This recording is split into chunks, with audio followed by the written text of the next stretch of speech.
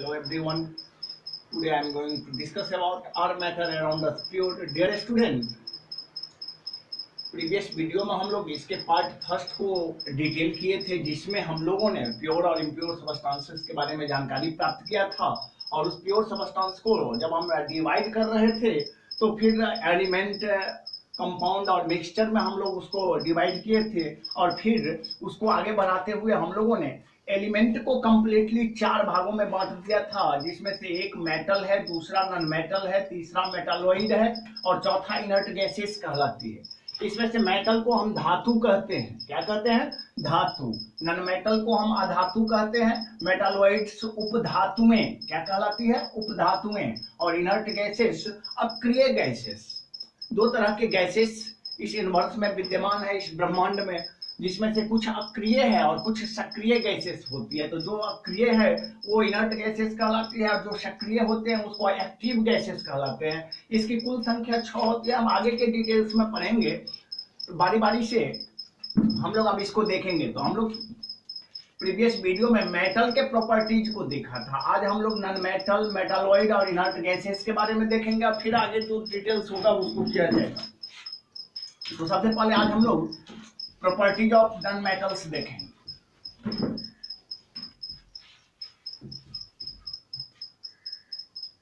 Properties of non metals. Properties of non metals. Non metals, अधातुओं के गुण।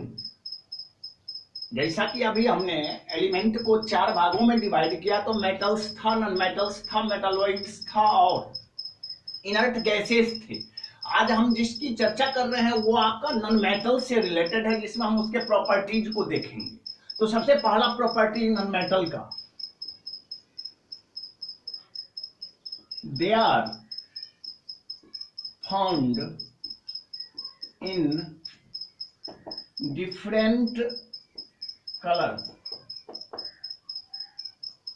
कहने का मतलब है अधातुओं के जो रंग होते हैं, अधातुएं जो होती है वो डिफरेंट शेड्स में होती हैं, उनके डिफरेंट कलर्स होते हैं, वे भिन्न भिन्न रंगों में मौजूद होते हैं। बहुत अभी हम कुछ एग्जांपल्स देखेंगे, जिसमें से अधिकांशतः जो है सो वो कलरलेस ही होगा और कुछ एक ऐसे नॉन मेटल्स होंगे जिसके पास में कुछ ना कुछ कलर है। तो यहाँ हम कुछ एग्जांपल्स देख रहे हैं। For example, oxygen, hydrogen, nitrogen, ये सब के सब आपके कलरलेस होते हैं। क्या होते हैं? कलरलेस, या फिर इसको हम रंगहीन कहते हैं। ये नॉन मेटल्स तो हैं, लेकिन ये कलरलेस होते हैं, इसके पास में किसी तरह का कलर नहीं होता है। अब हम दूसरे नॉन मेटल को देखेंगे, जिसको हम फास्फोरस कहते हैं। क्या कहते हैं? फास्फोरस।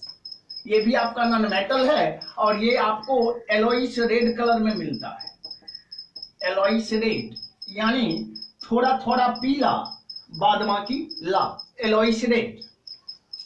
फिर हम नेक्स्ट नॉन मेटल की चर्चा करेंगे, वो ब्रोमीन है, जिसका कलर होता है ब्राउन। और अगला जो नॉन मेटल है वो आयोडीन है, उसका कलर जो होता है वो पर्पल होता है, जिसको हम बैगनी कहते हैं। क्या कहते हैं? बैगनी। और वहीं क्लोरीन भी एक प्रकार का नॉन मेटल है, जिसका कलर जो होता है वो होता है ग्रीन। तो ये कुछ एक नॉन मेटल्स हैं आपके सामने में, जिसमें से ऑक्सीजन, हाइड्रोजन, नाइट्रोजन को कलरलेस माना जाता है। फास्फोरस जो होते हैं वो येलोइश रेड होते हैं। ब्रोमीन जो होते हैं वो ब्राउन कलर में होते हैं। आयोडीन जो होते हैं वो पर्पल कलर में होते हैं और क्लोरीन जो होते हैं उनका कलर ग्रीन होता है। डियर स्टूडेंट, ये थे नॉन मेटल्स के कुछ डिफरेंट कलर्स। ये कुछ डिफरेंट कलर्स हैं और ये आपके सामने में कुछ एक नॉन मेटल्स हैं जिनके कलर यहाँ फिक्स किए गए हैं। कलरलेस, एलोइस रेड, ब्राउन, पर्पल और ग्रीन। अब हम देखेंगे इसके दूसरे प्रॉपर्टीज को।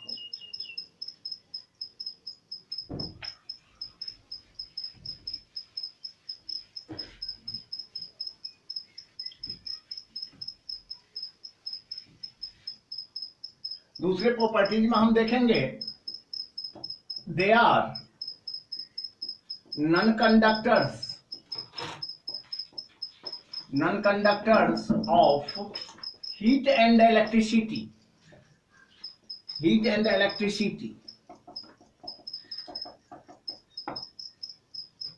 ये उष्मा के क्या होते हैं? कुचालक होते हैं। इलेक्ट्रिसिटी के क्या होते हैं? नॉन कंडक्टर्स होते हैं। डियर स्टूडेंट, इसे ही हम इंसुलेटर के नाम से भी जानते हैं। तो प्रायः नॉन मेटल्स इस नेचर में जो है सो वो नॉन कंडक्टर्स ही होते हैं, कुचालक ही होते हैं। ये क्या कर सकते हैं हम उसको? इंसुलेट करता है, मतलब तापरोधी होता है, ये ताप को लेता नहीं है। साथ ही साथ इस पर इलेक्ट्रिसिटी का भी कोई प्रभाव नहीं पड़ता है। लेकिन एक एग्जाम्पल है, एक्सेप्शनल है, वो अपवाद स्वरूप है जो इलेक्ट्रिसिटी को क्या करता है? गेन करता है। तो यहां हम देखेंगे फॉर एग्जाम्पल में, जो कि आपका एक्सेप्शनल नॉन मेटल होता है। एक्सेप्शनल मीन्स होता है अपवाद स्वरूप। एक्सेप्शनल नॉन मेटल जो होते हैं वो हैं आपके ग्रेफाइट प्रायः हम लोग यूज करते हैं। पेंसिल जितना भी आप यूज करते हैं वो सारा का सारा ग्रेफाइट से बना हुआ रहता है। और ग्रेफाइट एक ऐसा नॉन मेटल है जो कि गुड कंडक्टर्स माना जाता है। क्या माना जाता है? गुड कंडक्टर्स ऑफ इलेक्ट्रिसिटी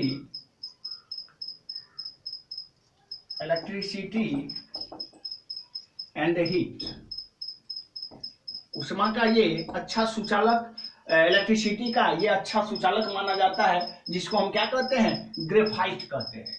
और बाद बाकी जितने भी नॉन मेटल्स हैं all are referred as non conductors of heat and electricity. और सिर्फ उसमें से हम ग्रेफाइट को निकाल देंगे तो ये ग्रेफाइट जो आपके होते हैं वो कंडक्टर्स होते हैं, वो गुड कंडक्टर्स होते हैं, वो सुचालक होते हैं। और डियर स्टूडेंट, अब हम तीसरे प्रॉपर्टीज को देखेंगे।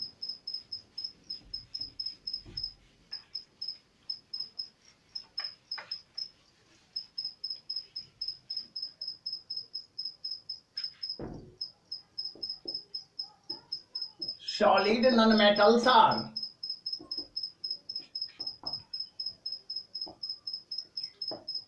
brittle in nature। प्रकृति में सॉलिड नॉनमेटल्स जो हैं, ठोस तत्व, ठोस अधातुएं जो हैं वो ब्रिटल हैं। क्या है? ब्रिटल, जिसको हम भंगूर कहते हैं। क्या कहते हैं? भंगूर, या आसानी से टूटने वाला।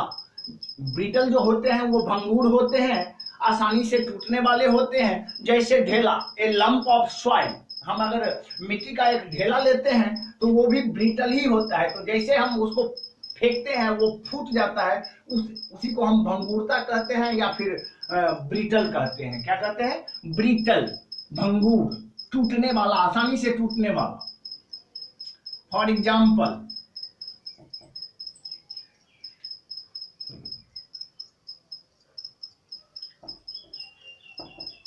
Sodium, phosphorus,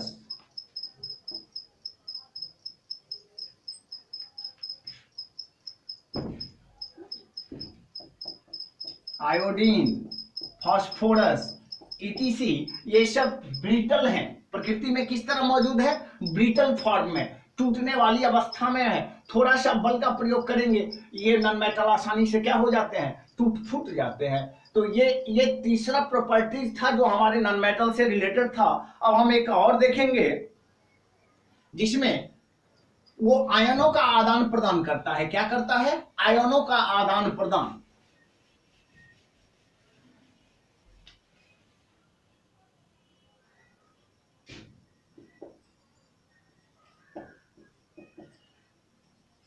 They are anions and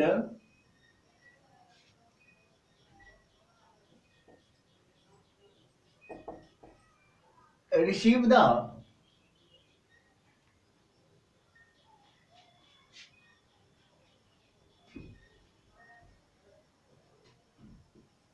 by receiving the electron particles ये जैसे हम लोग मेटल में देखा था कि मेटल्स जो है सो केटायन होते हैं और इलेक्ट्रॉन पार्टिकल्स को वो लूज करते हैं, क्या करते हैं, लूज करते हैं। वहीं ये रिसीव करके जो है सो क्या प्राप्त करता है, तो कि एनायन प्राप्त करता है, या फिर इसको हम ऋणायन कहते हैं। क्या कहते हैं, ऋणायन। इस पर ऋणावेशित, ये ऋणावेशित होते हैं, इस पर ऋणावेश मौजूद होता है, ये एनायन कहलाते हैं। डियर स्टूडेंट, ये कुछ एक प्रॉपर्टी थे जो नॉन मेटल से रिलेटेड थे। अब हम देखेंगे metalloids.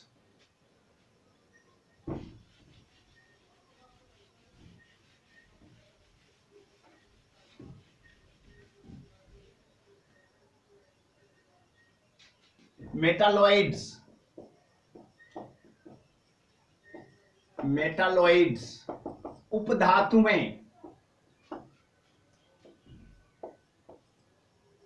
the elements which have the properties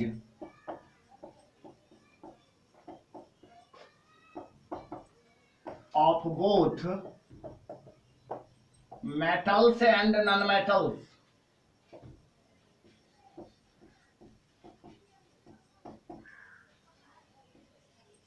are called metalloids, उपधातुएं क्या हैं, तो उपधातुओं को हम उस तरह के एलिमेंट की श्रेणी में रखते हैं जिसके पास में मेटल और नॉन मेटल दोनों के गुण क्या होते हैं, मौजूद होते हैं। अगर दोनों में से किसी एक के गुण को फॉलो करेगा तो हम उसे मेटालॉइड्स नहीं कह सकते हैं। दोनों के दोनों, चाहे वो मेटल्स हो या नॉन मेटल्स हो, उसके हर एक प्रॉपर्टीज को वो क्या करता हो, फॉलो करता हो। For example boron, silicon and germanium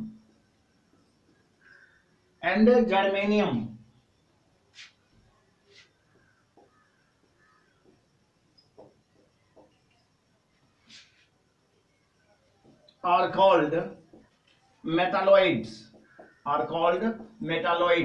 ये तीन उपधातुएं कहलाते हैं। क्या कहलाते हैं, उपधातुएं, जिसमें से बोरान है, सिलिकॉन है और जर्मेनियम है। ये तीन के तीन आपके मेटालॉइड्स होते हैं। अब हम देखेंगे इनर्ट गैसेस को, जो कि अक्रिय गैस है, वास्तव में वो एलिमेंट ही होते हैं जो कि गैसियस स्टेट में मौजूद होते हैं। किस स्टेट में, गैसियस स्टेट में मौजूद होते हैं। तब हम उस फैक्ट्स को देखेंगे, उस टॉपिक को देखेंगे।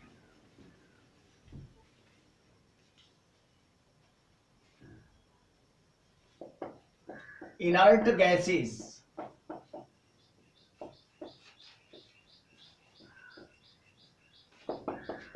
the elements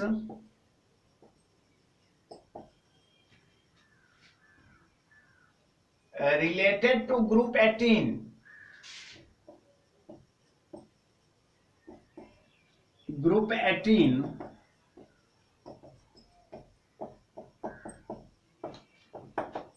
in the periodic table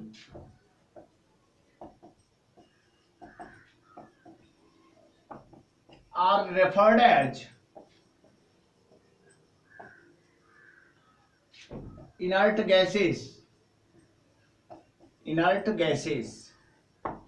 आप सीनियर क्लासेस में जाएंगे 10th के बाद, वहां पर आपको पेरियोडिक टेबल पढ़ाया जाएगा, और जिसमें से आप दो तरह के पेरियोडिक टेबल्स को फॉलो करेंगे। एक मॉडर्न पेरियोडिक टेबल और दूसरा मेंडलीफ का। ये मॉडर्नाइज किया हुआ आपका पेरियोडिक टेबल है, जिसके ग्रुप 18 में, समूह 18 में ये 6 के 6 एलिमेंट्स मौजूद हैं। और वो 6 के 6 एलिमेंट्स जो है, each and every cases they are always found in gaseous state, और वो हमेशा गैसीय अवस्था में रहते हैं। such elements are referred as inert gases। they are differ from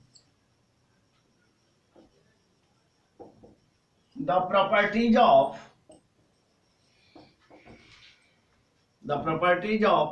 both metals and non-metals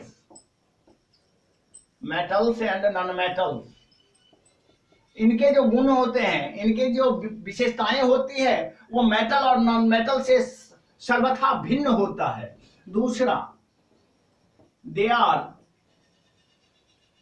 found in gaseous state,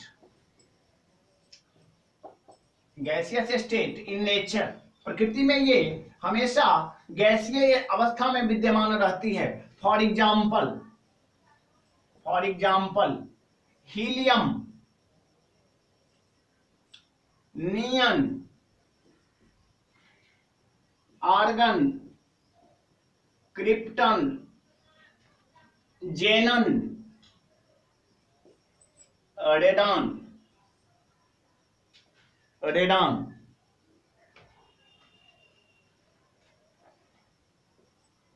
ये आपका रेडान है, क्या है? रेडान। ये है जेनन, ये है क्रिप्टन, ये है आर्गन, ये है नियॉन, ये है हीलियम। ये 6 के 6 आपके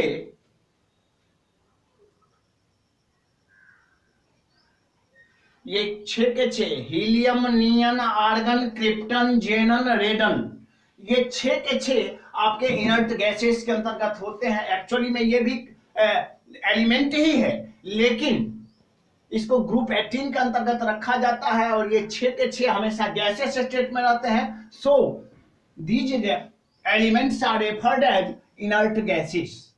डियर स्टूडेंट, ये आपके एलिमेंट के 4 भाग थे, non metal, metal, non metal, metalloid और इनर्ट गैसेस। इसका ये डिटेल्स था। अब हम कुछ मेमोरेबल फैक्ट्स देखेंगे जो एलिमेंट से रिलेटेड होते हैं। उसको अच्छा से तैयार करना है। सीनियर क्लासेस में आप जाएंगे, वहां आपको ये मदद करेगी।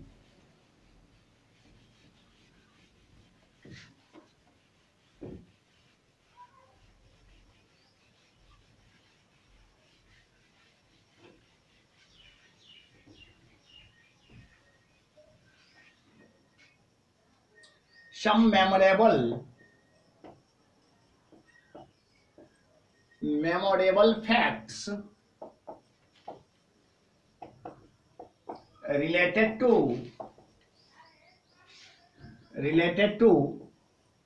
एलिमेंट्स, तत्व से संबंधित कुछ स्मरणीय तथ्य। तो पहला देखेंगे, the word element is first used by Robert Boyle in 1661। 1661 ईस्वी में सर्वप्रथम एलिमेंट वर्ड का प्रयोग फेमस केमिस्ट रॉबर्ट बॉयल के द्वारा किया गया था। Latterly the famous chemist, the famous French chemist Antoine Laurent Lavoisier defined the entire structures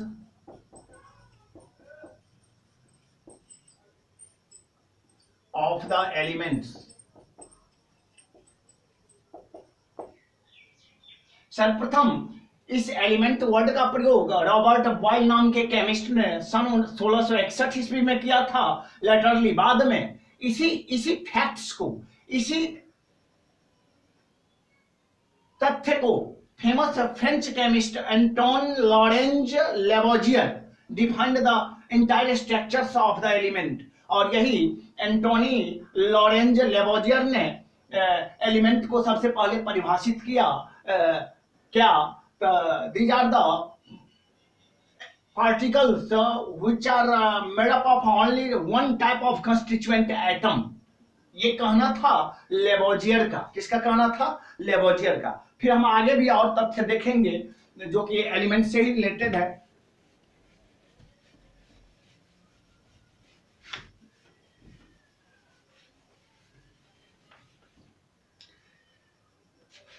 In the periodic table, total known elements are 118. Out of them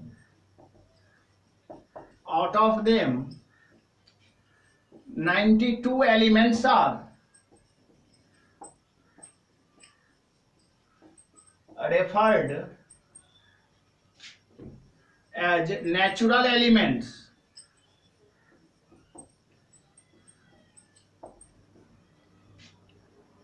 while 26 elements are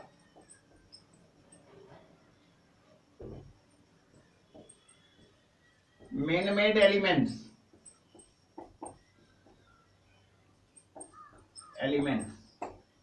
और इस 118 तत्व में से 92 जो मेरा है वो एलिमेंट्स आपका नेचुरल एलिमेंट्स है, प्रकृति प्रदत्त है, उसको हमने नहीं बनाया। while 26 elements are man made elements, जबकि ये 26 जो नंबर्स हैं एलिमेंट्स के वो हम मनुष्यों के द्वारा बनाया गया।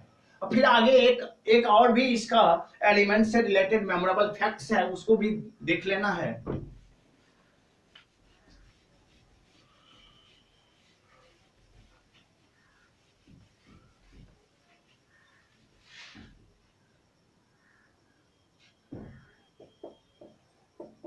At room temperature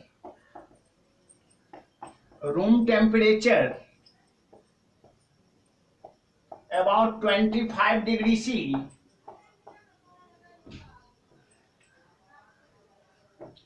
105 elements are in solid state.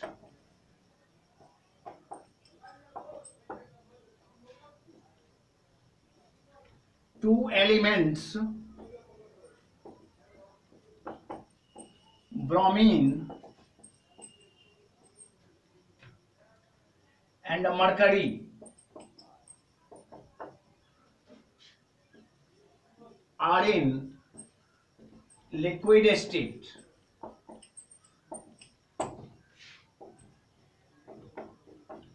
Eleven elements are found always in gaseous state.